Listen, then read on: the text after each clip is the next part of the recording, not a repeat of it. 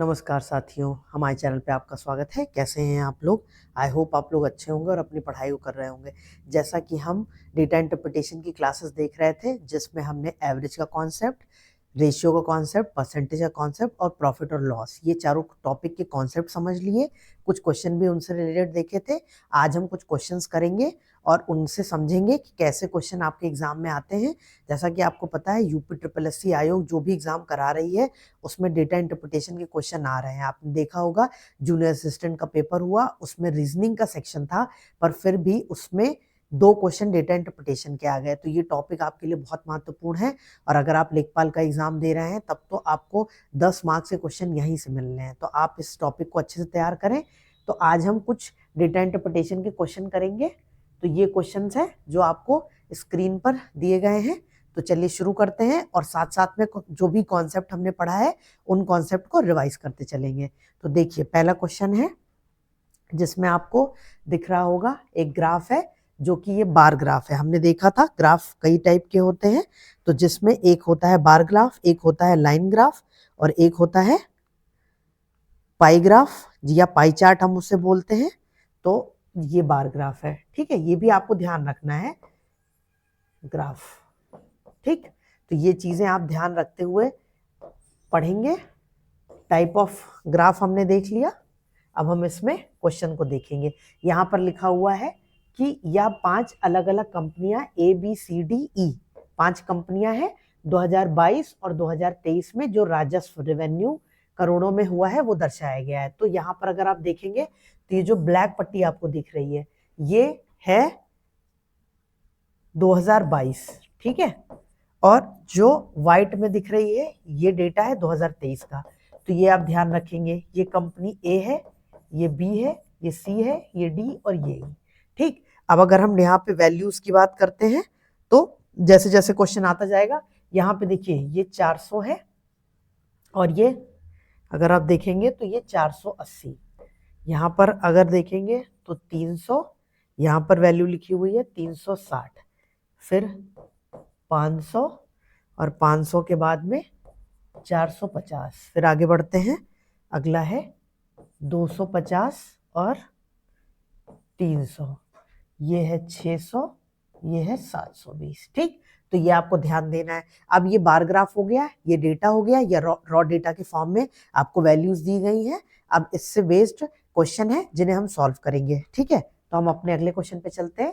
Question हमारा है, देखिए इसमें कह रहा है वर्ष 2022 में सभी कंपनियों का औसत राजस्व कितना होगा। अब हमने औसत का कॉन्सेप्ट आपको बताया है कि एवरेज हम कैसे निकालते हैं। जो भी संख्या दी है सभी संख्याओं का योग बटे संख्या, ठीक है। तो ये हमें बताना, पदों का योग, जितने भी पद दिए हैं पदों का योग बटे पदों की संख्या, ये आपको ध्यान रखना है। ये एवरेज का फॉर्मूला होता है।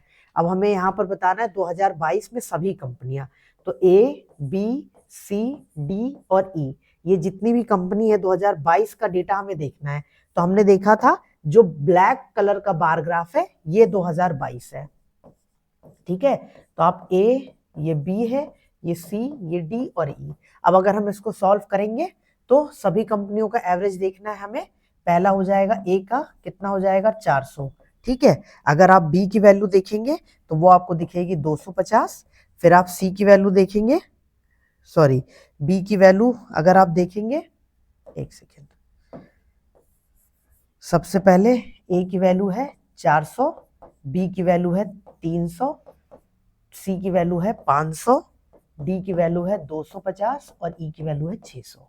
इन सबको हमें आपस में जोड़ना पड़ेगा और इनको हम टोटल नंबर से डिवाइड करेंगे। कितनी कंपनी है, 1 2 3 4 5, ठीक है। तो ये हमें इसको डिवाइड भी करना है। अब हम इसको जोड़ेंगे तो कितना हो जाएगा, 400 और 600 ये 1000 हो गए, ठीक है। 500 1500, 1500 में अगर आप 300 जोड़ेंगे तो ये हो जाएगा 1800, 1800 में 200 जोड़ा तो 2000 और 50 जोड़ा तो ये हो गया 2050। अब 2050 को जब 5 से भाग करेंगे तो क्या आ जाएगा, 5 चौक 20, 5 करने 5 0, तो 410 जो एवरेज होगा राजस्व 2022 का वो 410 हो जाएगा, ठीक है।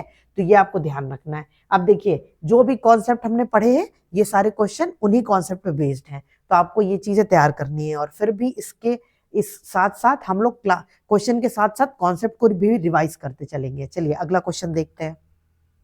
अगला क्वेश्चन है वर्ष 2023 में कंपनी ई का राजस्व, कंपनी ई का राजस्व 23 की बात कर रहा है, कंपनी बी के राजस्व से कितना प्रतिशत अधिक है। देखिए यहाँ पर परसेंटेज बताना है और प्रतिशत वृद्धि बतानी है। तो पहले हमें वृद्धि निकालनी पड़ेगी, फिर उसको प्रतिशत में कन्वर्ट करना पड़ेगा। तो 2023 में कंपनी ई का राजस्व कितना है, कंपनी ई का राजस्व 2023 मतलब व्हाइट पट्टी ये हम देखेंगे तो ये आपको दिखेगा 720। ठीक है, ये है हमारा 720। ठीक, कंपनी ई 2023।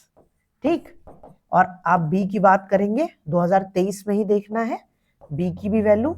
तो 2023 में ये कंपनी बी है, बी में अगर आप देखेंगे तो आपको दिखेगा 360, ये 360 है। ठीक है, अब ये पूछ रहा है कि कितनी वृद्धि हुई, वृद्धि प्रतिशत बताइए। तो वृद्धि प्रतिशत से पहले हमें वृद्धि निकालनी पड़ेगी। तो वृद्धि निकालने के लिए हमें क्या करना पड़ेगा, जो 720 है उसमें से 360 को घटाना पड़ेगा। तो अगर आप 720 से 360 को हटाएंगे तो आपको कितना मिल जाएगा, 360 ही तो 36 दूना 72। ठीक है, 6 6 12, 3 3 6 7, तो यहाँ पर कितना आ गया 360। अब हमें बताना बी के कंपैरिजन में जो ई है उसका राजस्व कितना ज्यादा है। तो अब हमें वृद्धि निकालनी है। वृद्धि हम कैसे निकालते हैं, जो प्रतिशत वृद्धि होती है इसमें हम यहाँ पर वृद्धि लिखते हैं। ठीक है, ये आप यहाँ पे लिखेंगे वृद्धि और नीचे लिखेंगे जिससे पूछा है। तो बी के कंपैरिजन पूछा है तो बी की वैल्यू 360 है और गुणे 100 करेंगे, है ना। तो यहाँ पर 360 है, फिर आप देखेंगे तो ये भी 360 है, ये कट गया, ये कट गया, 1 हो गया 100। इसका मतलब जो वृद्धि है अगर बी और ई का कंपेयर करेंगे 2023 में तो 100% की हुई है। ठीक है, ये आपको ध्यान रखना है। फिर हम अगले क्वेश्चन की तरफ बढ़ते हैं। अब अगला देखिए, कंपनी सी के राजस्व में 2022 की तुलना में 2023 में कितने प्रतिशत गिरावट आई। इसका मतलब क्या हुआ है, कंपनी सी में वैल्यू कम हुई है। तो हमने देखा था वैल्यू थी यहाँ पर 500 और इसमें हो गई, ये थी आपकी 500 और ये है 450। ठीक है, तो ये आप ध्यान रखेंगे। तो हम देखेंगे गिरावट कितनी हुई, तो गिरावट हमारी हो गई 50 की। अगर हमें गिरावट का प्रतिशत निकालना है, ठीक है, गिरावट, तो ये आप देखेंगे तो यहाँ पे 50 लिखा जाएगा, यहाँ पे 500, क्योंकि हम 500 के कंपैरिजन में देख रहे हैं ना गिरावट। तो हम इसको सॉल्व करेंगे, ये आपका आ जाएगा 10। तो इसका मतलब 10% का जो है वो गिरावट आई या लॉस हुआ, तो 10% का लॉस हो गया। ठीक, फिर हम अगला क्वेश्चन देखते हैं। अगला क्वेश्चन देखिए क्या कह रहा है, कंपनी ए और डी का वर्ष 2023, अब यहाँ पर देखिए दो कंपनी ले लिया ए और डी, और 2023 का कुल राजस्व और कंपनी बी और ई का वर्ष 2023 का कुल राजस्व का अनुपात। अब देखिए एक टॉपिक आपने देखा प्रतिशत का, एक टॉपिक आपने देखा एवरेज का, अब अगला टॉपिक आ गया अनुपात का। ठीक है, तो अब हम अनुपात रेशियो निकालेंगे। तो हम देखेंगे कि कंपनी ए प्लस डी, अब ये पूछ रहा है 2023 का वैल्यू, तो 2023 में ए प्लस डी में कितना होगा। अगर हम 2023 की बात करते हैं तो 2023 जो है वो ये वाला है 2023, तो इसमें आप देखेंगे तो आपको दिखेगा 450, ये है 480। ठीक है, यहाँ पर आप देखिए 480 है, ये 400 है। ठीक, फिर कंपनी डी की बात कर रहा है, डी में अगर आप देखेंगे तो ये 250 और ये 300 है। ठीक है, फिर कंपनी बी की बात कर रहा है, बी में हमने देखा ये 300 था और ये 360। बी के साथ में अगर आप ई की वैल्यू देखेंगे तो ई की वैल्यू है 600 और 720, ये आपको ध्यान देना है। अब हम इसमें बात करेंगे तो ए और डी में 2023 का कुल राजस्व, तो ए और डी में ए का राजस्व कितना है और डी का राजस्व कितना है, तो इसको आप जोड़िए 480 प्लस 300, 4 3 7 780। अब हम बात करेंगे बी प्लस ई में 2022। देखिए इसमें ईयर का भी फर्क है, ये आप ध्यान रखिएगा। पता चला 2023 के ही दोनों डेटा को कंपेयर कर दिया, तो ये चीज बहुत इंपॉर्टेंट है कि डेटा इंटरप्रिटेशन के क्वेश्चन में जो भी लिखा है वर्ड फॉर्म में उसको पढ़ना बहुत जरूरी है और डेटा को एनालाइज करना बहुत जरूरी है, नहीं तो आपका आंसर गलत हो जाएगा। ठीक है, और इसमें एक ऑप्शन अब आपने देखा है कि जो ऑप्शन ई होता है वो नन होता है। तो इसका मतलब फिर आप आंसर ये टिक मार देंगे तो आपका गलत हो जाएगा। इसलिए बहुत ही केयरफुल होकर चीजों को पढ़ना है और उन्हें समझना है। ठीक है, देखिए अगर हम बी में 2022 की बात करेंगे, ठीक है 2022, आइए देखते हैं 2022, तो इसमें आपको क्या दिखेगा, बी में 2022 में कितना है 300 है वैल्यू और ई में कितनी है 600, तो हमने देखा 900। अब हमें बताना है इन दोनों का अनुपात कितना होगा। तो आप रेशियो कैसे निकालेंगे, रेशियो निकालते हैं हम लोग 780 का 900 से हमें रेशियो निकालना है। अब इसको अगर हम कट करेंगे तो आप इसको कट कर सकते हैं, 3 त्रिक का 9, 0, 3 दूनी 6, एक यहाँ का 3 छक 18, 26 30, 3 धाम 30, 3 करने 3, एक सेकंड रुकिए कुछ गड़बड़ हो गई यहाँ पर,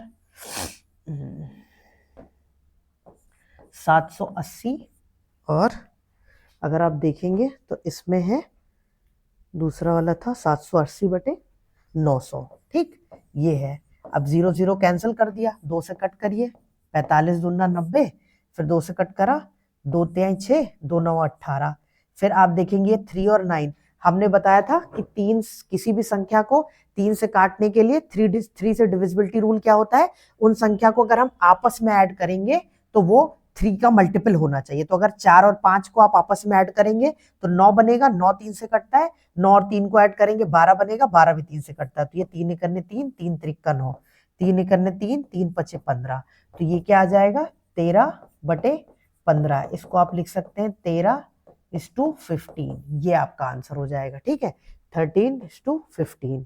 ठीक, अब यहाँ पर आप देख सकते हैं, यहाँ पे थोड़ी सी ये टाइपिंग एरर हो गई, 15:13 लिखा हुआ था, एक सेकेंड इसको हम सही कर देते हैं।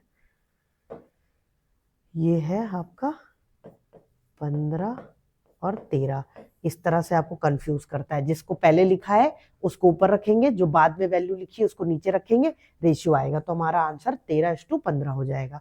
ठीक है, अब अगला क्वेश्चन देखते हैं। अब अगला क्वेश्चन देखिए, किस कंपनी ने 2022 से 2023 के बीच राजस्व में सबसे अधिक मूल्य वैल्यू की वृद्धि की। तो हमें वैल्यू देखना है, हमने देखा था यहाँ पर, देखिए आप यहाँ का पीछे देख लीजिए। सबसे पहले अगर आप इसमें देखेंगे 400 से ये 480, तो यहाँ पे वैल्यू कितना बढ़ा 40, वृद्धि बताना है हमें। यहाँ पे कितना बढ़ा, ये बढ़ गया आपका 60, यहाँ पे वैल्यू घट गई है तो इसको नहीं देखेंगे। यहाँ पर कितनी बढ़ी 50, यहाँ पर अगर आप देखेंगे जो ई है, ठीक है ये आपका क्वेश्चन नंबर 5, जो ई वैल्यू है वो कितनी हो रही है, ई वो हो रही है 720 से 600 को घटाने पर 120। तो सबसे ज्यादा वृद्धि किस कंपनी में हुई है, सबसे ज्यादा वृद्धि हुई है कंपनी ई में।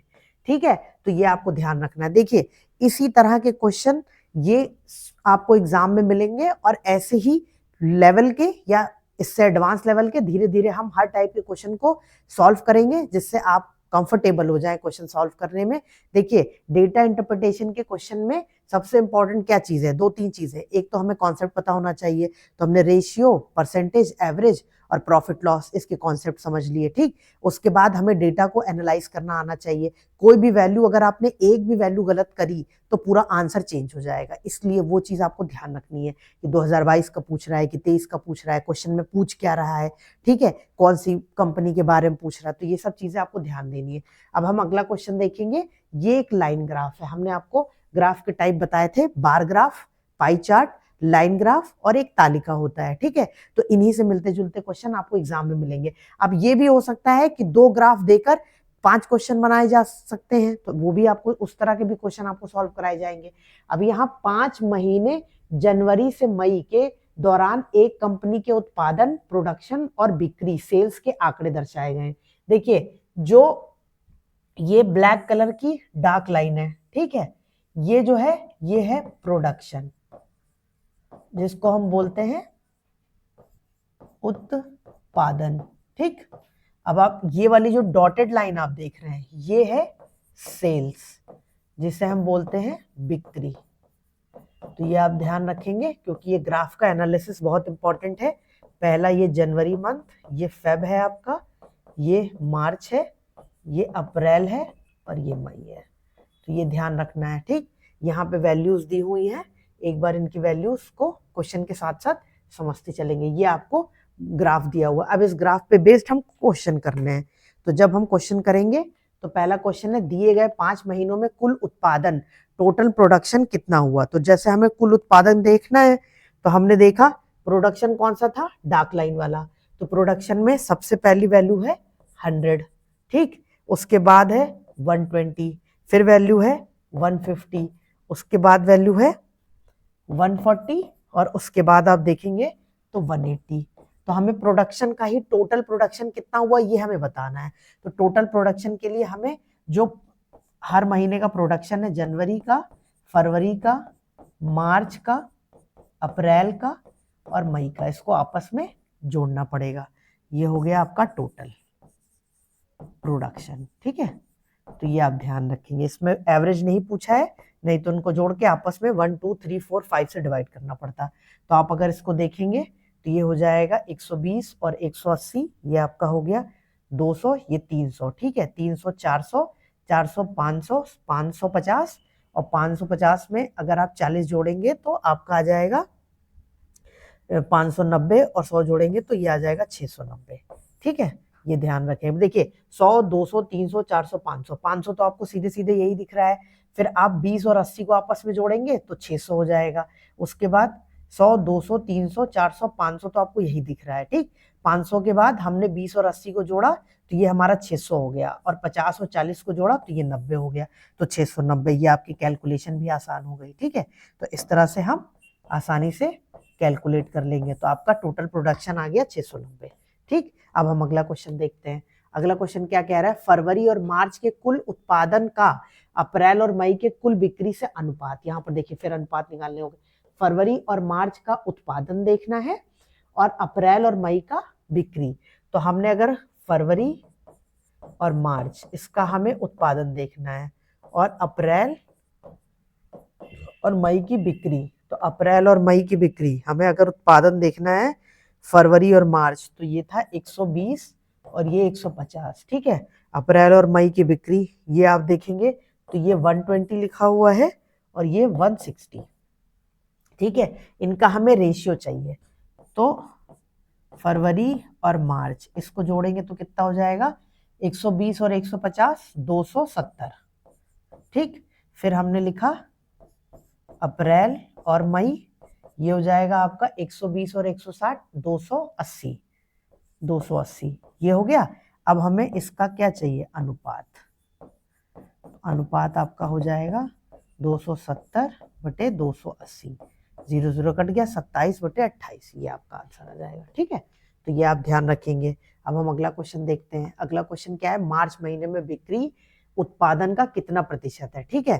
तो ये हमें बताना है। अगर हम मार्च महीने में देखते हैं तो उत्पादन था 150, बिक्री थी 130। अब ये बताना है कि मार्च महीने में जो बिक्री थी वो उत्पादन की कितनी प्रतिशत थी। तो बिक्री उत्पादन के कितने प्रतिशत थी, तो ये आप सॉल्व करेंगे, ठीक है। अगर आप इसको सॉल्व करेंगे तो ये आ जाएगा 2 दूनी 10, 5 दूनी 10, 5 3 15, ठीक है। ये आ गया आपका 13 दूना 26, 260, इसको 3 से भाग करिए, 3 अठे 24, 2 आया 20, 3 छक 18, ठीक है। अब यहाँ पर आ जाएगा 2 पॉइंट लगाएंगे, फिर 20, 3 छक 18, 3 छक 18, ऐसे ही जाता जाएगा। तो 86.66% ये आपका आंसर हो जाएगा, ठीक। तो ये आप ध्यान रखेंगे। अब हम अगला क्वेश्चन देखते हैं। अगला क्वेश्चन क्या कह रहा है, किस महीने में उत्पादन और बिक्री के बीच का अंतर सबसे कम है, ठीक है। ये भी ध्यान रखना है, सबसे ज्यादा अंतर पूछ रहा है कि सबसे कम अंतर पूछ रहा है, अंतर की प्रतिशतता पूछ रहा है, तो ये चीज बहुत ध्यान से पढ़ेंगे। अब हम अंतर अगर देखेंगे तो क्वेश्चन 9 में हम बिक्री की बात कर रहे हैं, किस महीने में उत्पादन और बिक्री के बीच में अंतर कम है। तो यहां पर हमने देखा ये 80 है, ये 100 है, ठीक। फिर आप देखेंगे ये 110 है, ये 120 है। उसके बाद 130 150, फिर हमने देखा ये हमारा 120 और ये 140। फिर आगे बढ़ गए तो 160 और 180। अब इन सबका अंतर देखना है। अगर आप 100 20 का 80 का अंतर देखेंगे तो यहाँ पे आपको 20 का फर्क दिखेगा। यहाँ पे ये 20 का डिफरेंस है, यहाँ पे 10 का डिफरेंस है, यहाँ पे 20 का डिफरेंस है, यहाँ पे भी 20 का डिफरेंस है और यहाँ पे भी 20 का डिफरेंस है। इसका मतलब सबसे कम अंतर कहाँ पर है? वो है हमारा फरवरी माह में। ठीक है, तो ये आपको ध्यान रखना है। कुछ क्वेश्चन के आंसर आपको ग्राफ से ही मिल जाएंगे, तो ग्राफ देखेंगे, उसको डिटेल में समझेंगे, आपका आंसर निकल जाएगा। ठीक है, तो ये चीज आपको ध्यान देनी है। अब हम अगला क्वेश्चन देखते हैं। यदि जून में उत्पादन में मई की तुलना में 10% की वृद्धि। अब यहाँ पर देखिए मई तक तो दिया हुआ है, जून नहीं दिया है, और क्वेश्चन इसका पूछ रहा है मई की तुलना में 10% की वृद्धि कहाँ पे हुई है? उत्पादन में, और बिक्री में 20% की वृद्धि हुई। तो जून में बिना बिका हुआ माल कितना होगा? अब इसमें देखिए आपको 3 चीजें करनी है। पहले तो जून में हमें उत्पादन निकालना है, ठीक है, फिर जून का हमें बिक्री निकालनी है, फिर हमें इसका अंतर बताना है, ठीक है, बिना बिका हुआ। ठीक, तो पहले हम जून का उत्पादन निकालेंगे। जून का उत्पादन निकलेगा मई से तुलना में 10% ज्यादा। तो मई में 180 था, इसका 10% निकाल दीजिए। 10% का मतलब क्या होता है? 1/10। अगर हम डायरेक्ट इसको लिख दें तो ये भी तो 10/100 को हम 1/10 लिख सकते हैं ना। ये गया 18। इसका मतलब उत्पादन कितना हुआ? 180 + 18। तो ये आपका हो जाएगा टोटल, आपका हो जाएगा ये 180, और इसमें 18 आपको ऐड करना पड़ेगा। तो ये हो जाएगा आपका 8 9 198 का उत्पादन हुआ। अब हम बिक्री पे आते हैं। बिक्री निकालिए। बिक्री मई में 160 थी, 160 से 20 गुना बढ़ गई। तो इसको अब अगर आप देखेंगे तो 20 पंचे 100, इसको हम 1/5 लिख सकते हैं। ठीक है, धीरे धीरे इसको शॉर्ट करना सीखिए और शॉर्ट में लिखते जाइए ताकि आपको आसानी हो। अब ये 5 से काटेंगे तो आप आ जाएगा 5 तिहाई, 1 मिनट रुकिए, 160 20/100। ठीक है, इसको हमने कट करा, ये आ गया आपका 16 दूना 32। ठीक है, ये हो गया। अगर 1/5 से भी करेंगे तो भी 32 ही आएगा।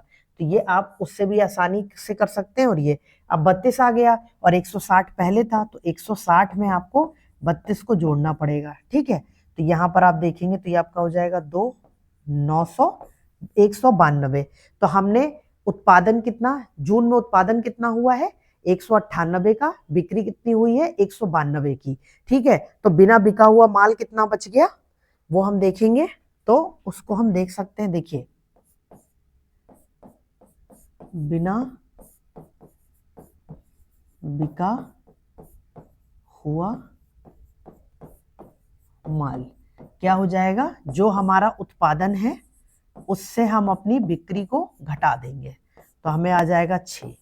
6 ऐसा स्टॉक है जो सेल नहीं हो पाया, तो इसका आंसर 6 हो जाएगा। ठीक है, देखिए यहां पर ये पूरी प्रोसेस करनी पड़ेगी क्योंकि हमें इसका अंतर चाहिए। और जून की वैल्यू दी नहीं है, पहले हमें मई से जून की वैल्यू निकालनी थी, तो ये ठीक है। ये क्वेश्चन थोड़ा सा डिफिकल्ट है, इसको 1-2 बार देखिएगा तो आपको अच्छे से समझ में आ जाएगा। फिर भी कोई डाउट रहता है तो आप कमेंट सेक्शन में पूछ सकते हैं। ठीक है, और अगर हम देखें तो फिर ये सारे क्वेश्चंस जो हैं वो अब तक आपको जितने भी टॉपिक बताए गए हैं उन्हीं से रिलेटेड है। और इसके अलावा हम और भी क्लासेस करेंगे जिसमें हम जितने टाइप के डेटा इंटरप्रिटेशन के क्वेश्चन हो सकते हैं वो सारे कवर करेंगे, जिसमें पाई चार्ट हो गया, लाइन ग्राफ का आपने देखा ही, और अब मिक्स करके भी क्वेश्चंस करेंगे हम लोग जिसमें एक पाई चार्ट और एक लाइन ग्राफ, इससे रिलेटेड क्वेश्चन होंगे। अभी हम हर उस क्वेश्चन को टच करेंगे या हर उस क्वेश्चन को सॉल्व करेंगे जिसकी संभावना आपके एग्जाम में आने की है। PYQs भी करेंगे, जो भी अभी तक उत्तर प्रदेश UP SSSC आयोग ने जितने भी एग्जाम करवाए हैं उसमें डेटा इंटरप्रिटेशन के जो भी क्वेश्चन आए हैं वो भी आपको प्रैक्टिस कराए जाएंगे। तो आप हमारे साथ पढ़ते रहिए और सभी क्वेश्चन की प्रैक्टिस करते रहिए। मिलते हैं अगली क्लास में। थैंक यू, तब तक के लिए पढ़ते रहिए।